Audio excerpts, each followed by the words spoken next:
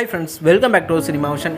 இயக்குனர் கார்த்திக் சுப்ராஜ் மற்றும் நடிகர் சூர்யாவோட காம்போவோட உருவாகியிருக்க திரைப்படம் தான் ரெட்ரோ. இந்த படத்தோட பிரம்மாண்டமான ஆடியோ லான்ச் நேற்று நடந்துச்சு. இந்த ரெட்ரோ படம் மே 1ஆம் தேதி திரையில வெளிவர இருக்கு.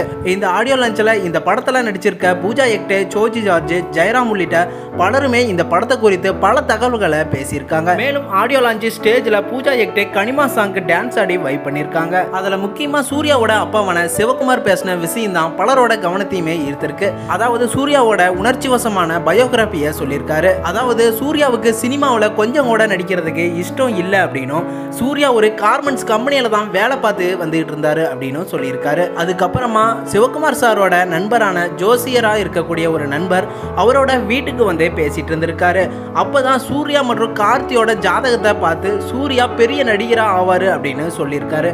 அந்த நேரத்தில் எனக்கு கொஞ்சம் கூட நம்பிக்கையே இல்லை அப்படின்னு சிவகுமார் சார் பேசி சொல்லியிருக்காரு. அதை தொடர்ந்து இயக்குனர் வசந்த் சூர்யாவை நேருக்கு நேர் படத்துல நடிக்க வச்சாரு. அந்த படத்துல சூர்யாவோட நடிப்பை பார்த்து இன்னும் பலர் அவருக்கு பல பட வாய்ப்புகளை கொடுத்தாங்க.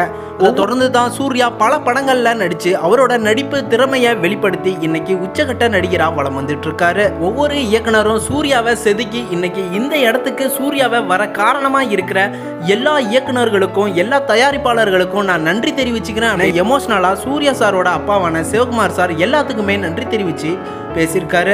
சூர்யா நடிப்புல சமீபத்தில் வெளிவந்த கங்குவா படம் எதிர்பார்த்த அளவுக்கு போகல அப்படின்னு தான் சொல்லணும். இந்த நிலையில இந்த ரெட்ரோ படத்துல சூர்யா முழு எஃபெக்ட் போட்டு நடிச்சிருக்காரு அப்படிங்கிறது தெரிய வருது. மே 1ஆம் தேதி ரிலீஸ் ஆகிற இந்த படத்துக்கு யாரெல்லாம் வெயிட் பண்றீங்க? ரெட்ரோ படத்தின குறித்து உங்களோட கருத்துக்கள் என்னன்னு சொல்லுங்க. மேலும் அப்டேட் நியூஸ் தெரிஞ்சுக்க சேனலை சப்ஸ்கிரைப் பண்ணிக்கோங்க, பெல் ஐக்கனையும் கிளிக் பண்ணிக்கோங்க.